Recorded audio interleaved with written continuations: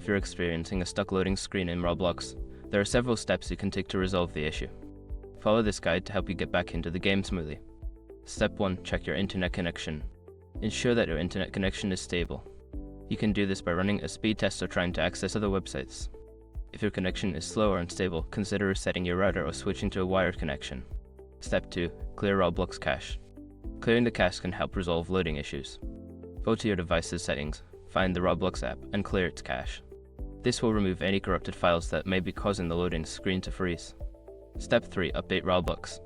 Make sure you have the latest version of Roblox installed. Check for updates in the App Store or on the Roblox website. An outdated version may lead to compatibility issues and loading problems. Step 4. Disable background applications. Close any unnecessary applications running in the background that may be using up your device's resources. This can help improve performance and allow Roblox to load more efficiently. Step 5. Reinstall Roblox. If the previous steps do not work, consider uninstalling and then reinstalling Roblox. This can fix any underlying issues with the installation and ensure you have a fresh start. By following these steps, you should be able to resolve the stuck loading screen issue in Roblox. Enjoy your gaming experience.